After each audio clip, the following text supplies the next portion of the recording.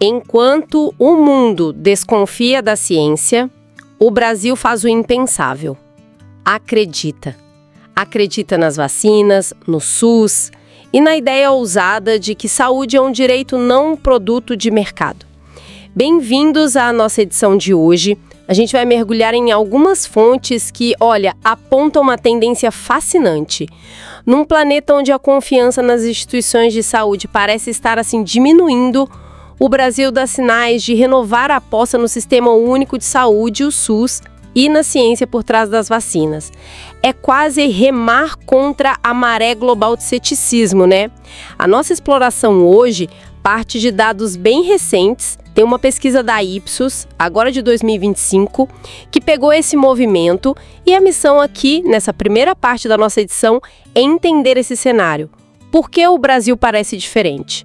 O que esses números dizem de verdade sobre a relação do brasileiro com a saúde pública? Vamos investigar essa aparente exceção brasileira. Então, o ponto de partida é esse contraste, né? Que chama a atenção. Em vários países, principalmente nos mais desenvolvidos, a gente vê um desgaste na imagem dos sistemas públicos de saúde.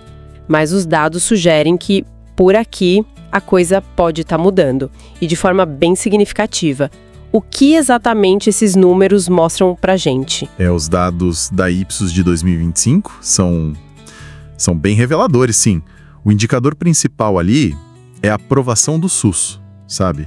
Aquela parcela da população que diz que ele é bom ou muito bom. E o que a gente viu foi um salto bem notável. Um salto? De quanto? Olha, saiu de 18% em 2018 para 34% agora em 2025. Peraí, de 18% para 34%? Nossa, isso é quase dobrar a aprovação em poucos anos.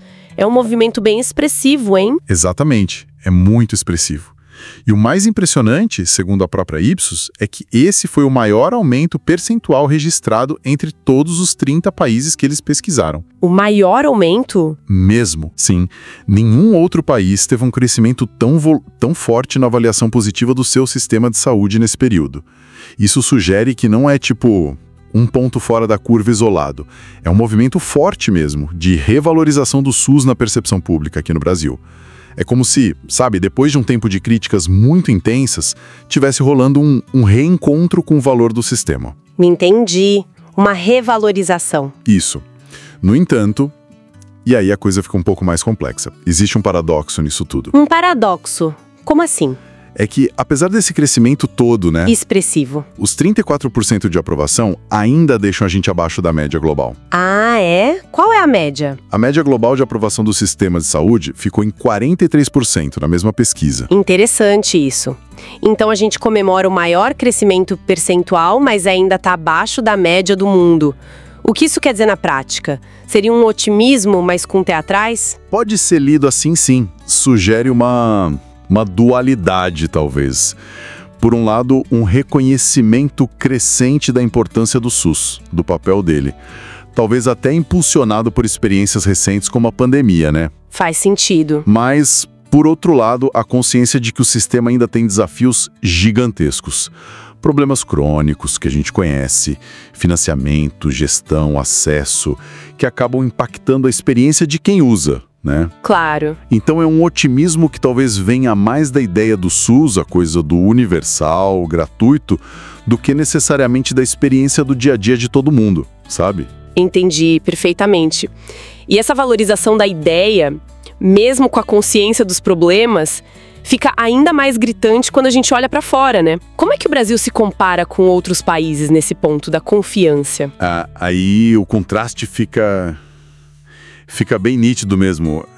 A mesma pesquisa da Ipsos mostra tendências totalmente inversas em várias nações desenvolvidas. Lugares onde, tradicionalmente, a gente espera sistemas de saúde fortes, bem avaliados. Tendências inversas, tipo quedas. Quedas, e quedas significativas, olha só. No Reino Unido, por exemplo, a aprovação do NHS, que é o sistema público deles, caiu de 73% para 55% entre 2018 e 2025. 73 para 55? Uau! É uma queda de quase 20 pontos percentuais. Exato. No Canadá, a avaliação positiva do sistema de saúde foi de 62% para 48%. caiu também. Na Alemanha, de 56% para 42%. São quedas bem fortes, em países com sistemas de saúde super estabelecidos há muito tempo. Caramba, que contraste! Então, enquanto lá fora a confiança parece estar diminuindo, aqui, mesmo a gente partindo de um nível baixo e ainda estando abaixo da média global, a direção é outra, é para cima. Isso realmente coloca o Brasil numa posição singular.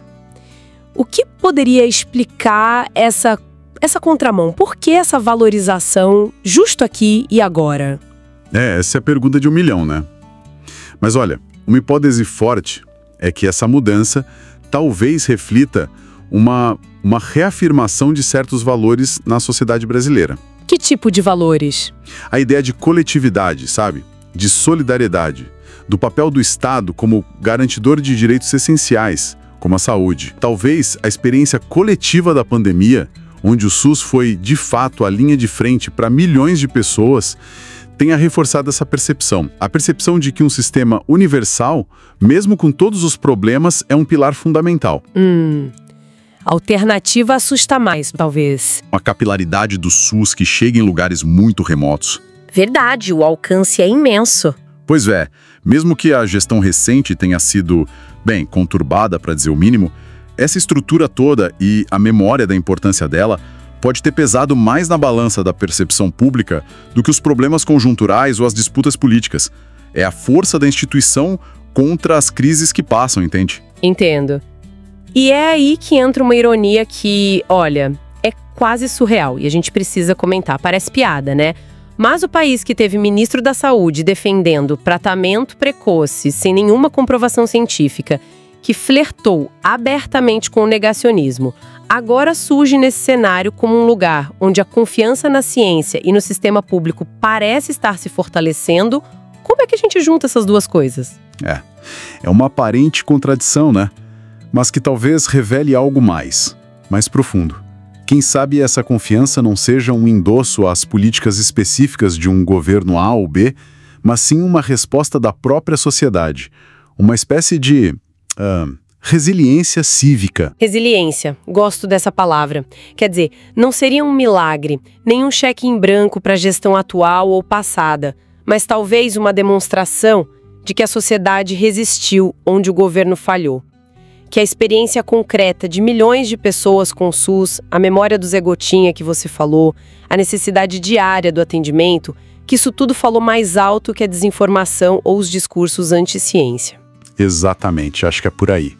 É como se a vivência coletiva, a vacina que chega no posto, o atendimento na UPA, mesmo com fila, a cirurgia que um dia sai pelo SUS criasse um lastro de reconhecimento, sabe? Um valor percebido que nem mesmo as crises políticas mais agudas ou os ataques ideológicos conseguiram destruir totalmente. Pelo contrário, talvez. Pelo contrário. Talvez esses ataques tenham até, paradoxalmente, reforçado a percepção do valor daquilo que estava sendo ameaçado. A sociedade defendeu, do seu jeito, um patrimônio que ela considera seu. Nossa, essa perspectiva muda bastante a leitura, né? Não é sobre o governo A ou B, mas sobre a relação da população com uma ideia, com um direito conquistado. Faz muito sentido. Enquanto parte do planeta fecha hospitais e, terceiriza a vida, o brasileiro ainda vê no SUS algo que o mercado não pode vender. Esperança. E é justamente aí que começa a segunda parte dessa nossa história, quando a resistência virou vacina e a ciência, de alguma forma, virou trincheira. A gente vai para um rápido intervalo e já volta.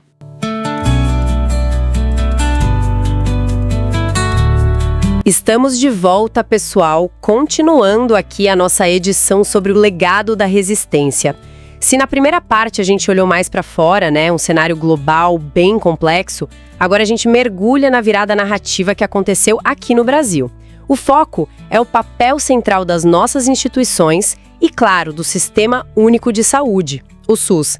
Tem até uma frase que a gente pensou aqui das fontes que eu acho que captura bem a essência disso. Diz assim: durante a pandemia, a trincheira teve nome, SUS, e teve rosto. As universidades públicas, a Fiocruz, o Butantan e cada profissional que enfrentou o caos com ciência e solidariedade.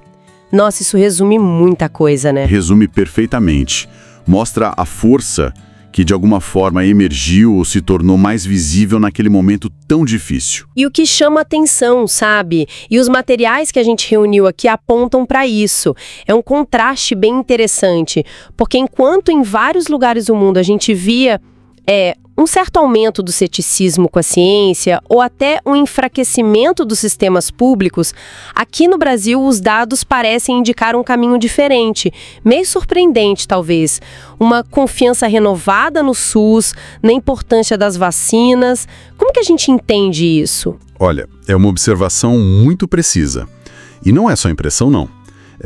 Dados bem recentes, como os da pesquisa Ipsos, que está nas fontes, eles confirmam essa tendência brasileira. Mesmo depois de um período assim de ataques discursivos muito fortes, né, e cortes de orçamento, existe um aumento que dá para medir na crença da população na força, na necessidade da saúde pública. Isso por si só já é algo bem notável, concorda? Totalmente. Então é sobre essa resiliência social que a gente vai se debruçar mais agora, nessa parte da edição. Vamos explorar um pouco essa esperança que parece estar ligada a políticas mais universais, mais solidárias, né? Investigar também um conceito que apareceu nos materiais e que eu achei fascinante. O tal do otimismo periférico brasileiro. Parece uma mistura de resistência com fé coletiva no futuro, algo assim. Exatamente. É um conceito bem interessante para a gente pensar o Brasil nesse contexto. Para começar, então, vamos detalhar um pouquinho mais o papel das instituições durante a pandemia. A Covid-19, como os artigos que a gente leu apontam, funcionou meio como um teste de estresse, né? E revelou a importância vital de entidades como as universidades públicas, a Fiocruz, nossa grande fundação de pesquisa, e o Instituto Butantan, claro, um gigante na produção de imunobiológicos. Como é que elas atuaram na prática? Olha, a atuação foi multifacetada e absolutamente decisiva. Elas estiveram na linha de frente, não só na pesquisa e produção de vacinas, o que já foi um feito notável, né? Dada a urgência toda, mas também no desenvolvimento de testes para diagnóstico, na análise de dados epidemiológicos, que ajudaram a guiar as políticas locais. E até na criação de tecnologias de tratamento, equipamentos como os respiradores. Foi uma demonstração muito clara da capacidade que a gente tem instalada na ciência pública e cooperativa brasileira. E o SUS nessa história toda? As fontes destacam muito a capacidade de resistência dele, mesmo com os problemas que a gente sabe que existem. Sem dúvida alguma. O SUS, apesar de ter sim fragilidades estruturais e as desigualdades regionais que infelizmente persistem, ele demonstrou uma resiliência impressionante. Foi a espinha dorsal da resposta, sabe? Garantiu o acesso à vacinação em massa. Imagina a logística disso num país como o nosso continental. Além de organizar o atendimento hospitalar e as ações de prevenção em larga escala. O relatório da Ipsos, por exemplo, é bem enfático nisso. Ele sugere que, sem a estrutura capilar do SUS, a tragédia humanitária da pandemia aqui no Brasil teria sido, ainda mais catastrófica. É um reconhecimento importante da escala e do impacto do sistema. E é bom lembrar o contexto, né? Essa atuação toda do SUS aconteceu num cenário político bem complicado. Exatamente. Extremamente adverso. A performance do SUS contrastou assim de forma muito nítida com a condução da crise pelo governo federal da época sob Bolsonaro. As fontes que a gente analisou descrevem essa condução como marcada por posturas negacionistas, né? Questionamentos públicos sobre eficácia de máscara, segurança de vacina, validade de medida de prevenção que tinha consenso científico. Essa dissonância, essa briga entre a orientação federal e a resposta técnica que vinha das instituições, dos profissionais do SUS, foi um elemento muito marcante daquele período. Entendi. E nesse clima, Fiocruz e Butantan se destacaram ainda mais, imagino. Demais. Nesse ambiente super desafiador, o trabalho específico da Fiocruz e do Butantan foi crucial. Eles não só entregaram as vacinas, mas a atuação deles representou um pilar de soberania científica e tecnológica para o país. E fizeram isso, como os documentos mostram, sob pressão, enfrentando corte de orçamento e, às vezes, um clima de hostilidade política bem pesado. Essa percepção da força do SUS parece que deixou um legado que vai além da pandemia, né? Os dados de agora mostram isso. Sim, sim. Indica uma consolidação dessa percepção. Hoje as pesquisas mostram o SUS como a principal referência de saúde para, cerca de 76% da população brasileira. É muita gente. E o sistema continua entregando resultados expressivos, né? Recordes recentes em número de transplantes públicos, ampliação da lista de remédios essenciais distribuídos de graça. E tem um arco importante vindo aí, né? 2025, o SUS faz 35 anos de implementação efetiva desde a lei que regulamentou. É um sistema relativamente jovem, mas que parece ter amadurecido bastante na percepção das pessoas. De fato. E a gente observa uma mudança interessante. Até setores da sociedade que eram tradicionalmente mais críticos ao Estado ou defensores de modelos privados passaram a reconhecer publicamente o valor do SUS. Não só como rede de proteção social, mas em alguns casos até como exemplo de capacidade de gestão do Estado em larga escala. Tem até umas menções, acho que numa nota da Fiocruz, de que a própria ideia do SUS, sabe, com a base na atenção primária, na universalidade, teria inspirado aspectos de outros sistemas famosos, tipo o NHS britânico. E a abrangência aqui é gigantesca, né? Cobre desde o pré-natal, passando por um calendário de vacinação infantil, que é um dos mais completos do mundo, triagem neonatal, até o acompanhamento do desenvolvimento da criança. Essa capilaridade é um trunfo inegável, com certeza. Mas seria um erro também a gente ignorar os desafios, né? As fontes são claras nisso. As profundas desigualdades regionais ainda marcam o sistema.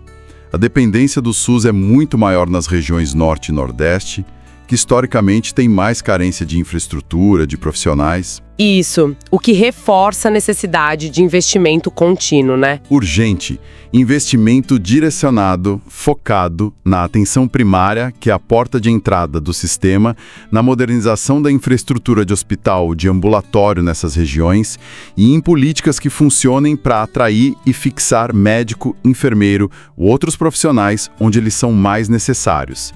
Num país com as disparidades que o Brasil tem, o SUS acaba sendo mais que um serviço, sabe? Para milhões de pessoas, ele é o vínculo mais concreto com a ideia de cidadania, de pertencer a uma comunidade que cuida dos seus.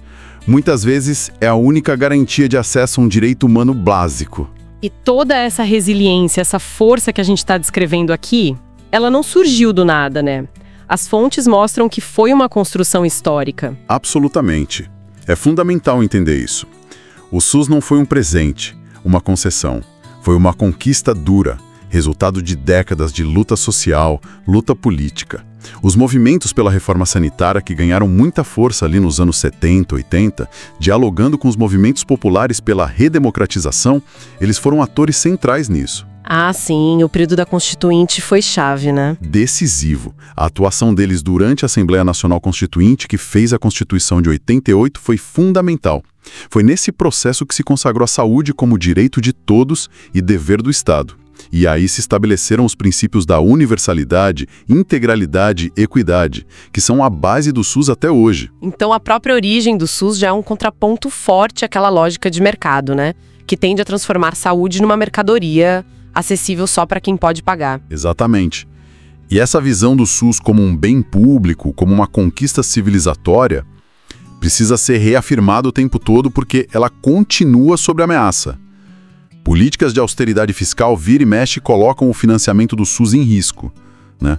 E tem tentativas recorrentes, às vezes meio disfarçadas, de introduzir lógicas de privatização, de segmentação no sistema. E cada crise fiscal reacende esse debate sobre o papel do Estado, né? Sempre. Cada debate sobre ajuste fiscal ou sobre o tamanho do Estado acaba respingando na discussão sobre a sustentabilidade e o alcance do SUS. Nesse sentido, defender o SUS é, na verdade, reafirmar uma escolha de sociedade que o Brasil fez lá atrás. Investir de forma consistente, equitativa em saúde pública. Não é gasto, sabe? É investimento estratégico. Na vida, na produtividade, na redução da desigualdade, na construção de um futuro mais justo. É apostar no nosso capital humano e social. Tá? Falando em confiança, em mobilização social, outro ponto que salta aos olhos nos materiais é a questão da vacinação.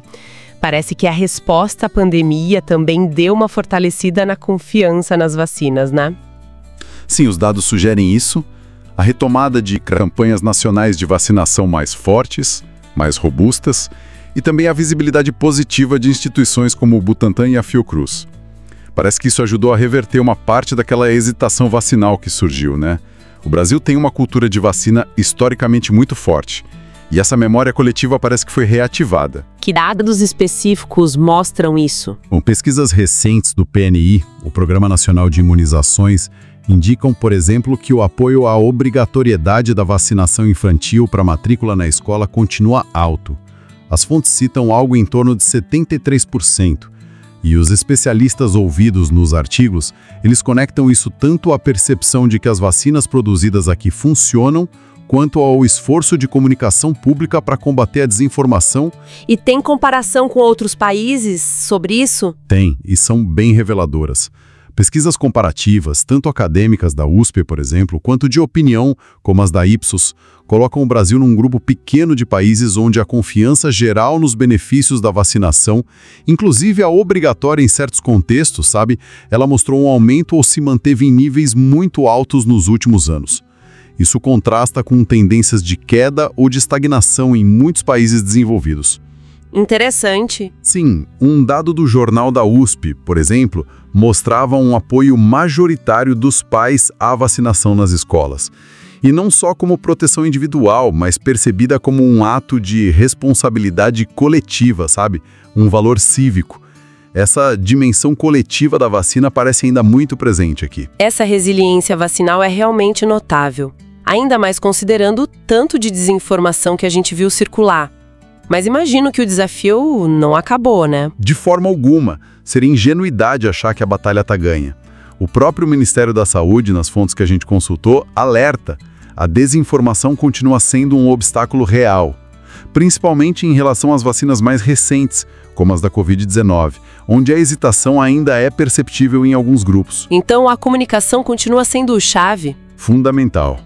A circulação de fake news sobre saúde é persistente. Exige vigilância, ação contínua. A gente precisa de campanhas de esclarecimento permanentes, que usem linguagem clara, acessível, que cheguem aos diferentes públicos pelos canais certos. E essa disputa pela informação correta, ela vai além da questão sanitária, né? Virou um desafio ético e político central. Combater a desinformação de forma eficaz é tão crucial para a saúde pública quanto garantir a refrigeração das vacinas. É proteger o direito das pessoas de tomarem decisões baseadas em fatos, não em mentiras. Com certeza. E todo esse quadro de confiança, apesar dos desafios, nos traz de volta aquele conceito que eu achei intrigante, o otimismo periférico. As fontes da Ipsos exploram isso. O que é exatamente esse conceito? É um termo que descreve um padrão interessante observado em alguns países do que a gente chama de sul global, tipo Brasil, Chile, México, África do Sul, entre outros. São países onde os sistemas universais de saúde, como o nosso SUS, ainda enfrentam desafios grandes, né? De financiamento, de acesso, de qualidade. Estão em consolidação ou expansão. Só que, paradoxalmente, a população desses países tende a expressar uma confiança bem maior na possibilidade de melhoria futura desses sistemas se a gente comparar com a população de países ricos, com sistemas mais maduros. E como isso aparece em números, segundo essa pesquisa da Ipsos? Os números são muito expressivos. Pintam um quadro bem claro dessa diferença de perspectiva. Olha só, enquanto a média global de pessoas que acreditam que o sistema de saúde do seu país vai melhorar nos próximos anos é de só 28%, no Brasil esse índice dispara para 57%. É mais que o dobro da média mundial, é muita coisa. Uau! E comparando com países da Europa, por exemplo? Aí o contraste fica ainda mais gritante. Em países com sistemas de saúde universais, super estabelecidos há décadas, tidos como referência, pega a França. 51% da população acha que o sistema vai piorar. Na Alemanha, são 39% com essa visão pessimista. Na Holanda, 35%. Ou seja, enquanto em muitos países ricos parece que prevalece um sentimento de que o auge já passou, sabe? E que o futuro reserva corte, piora. Aqui no Brasil e em outros países do sul global, parece que existe uma aposta na trajetória de subida, de melhora. Essa diferença de perspectiva é realmente fascinante. Como é que a gente interpreta essa esperança brasileira? esse otimismo periférico, seria só desconhecimento dos problemas reais? Olha, é pouco provável que seja só desconhecimento, porque as pessoas vivem as dificuldades do SUS no dia a dia, né? Uma interpretação mais provável, que as análises sugerem, é que essa esperança funciona meio como um motor político e social. Num contexto global de tanto ceticismo com instituições, com o futuro, essa crença coletiva no potencial de melhoria do sistema público brasileiro pode ser vista como um ativo valioso, quase um ato de resistência contra o fatalismo, sabe? E essa confiança não é só esperar sentado, né? De jeito nenhum. É crucial entender isso. Essa confiança não é passiva.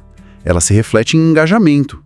As pessoas usam o SUS, a gente vê isso no aumento da procura por unidade básica, na adesão às campanhas de vacina quando são bem comunicadas, na participação em programa de prevenção.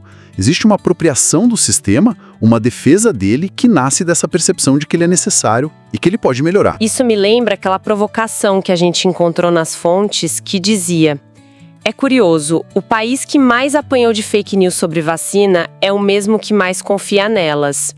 Talvez porque o brasileiro saiba, na prática, o que é depender de um posto de saúde e o que significa ter o Estado do lado e não contra si.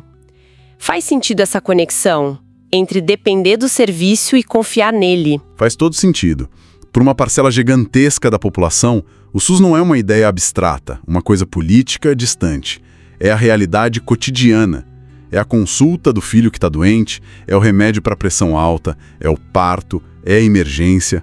Essa experiência direta, mesmo com as falhas que tem, ela cria um laço de dependência e, potencialmente, de reconhecimento do valor daquilo que existe, da garantia de um direito fundamental que, sem o SUS, simplesmente não existiria para muita gente. A alternativa para a maioria não é um plano privado caro, é um nada. Essa consciência prática pode ser um antídoto muito poderoso contra a desinformação abstrata que vem de fora da experiência vivida. Uma perspectiva muito poderosa para a gente ir fechando a nossa edição. E que nos leva a uma reflexão final também inspirada aqui no que a gente leu. O SUS é mais do que um sistema. É o último fio que nos mantém humanos. Defender o SUS e a ciência pública é defender a própria ideia de futuro. É sobre que tipo de sociedade a gente quer ser, no fim das contas. Uma mensagem muito forte. E se essa reflexão sobre saúde como direito fundamental, né, e não como privilégio de poucos, se ela ressoa de alguma forma, considere compartilhar essas ideias. Porque a esperança, especialmente essa que se baseia na solidariedade, também precisa ser contagiosa. Os links para as fontes que serviram de base para a criação desta edição e também o acesso a outros artigos relacionados se encontram todos na descrição, tá bem? O podcast vai ao ar de segunda a sábado, sempre trazendo informações importantes e relevantes. Um abraço carinhoso e até a próxima edição.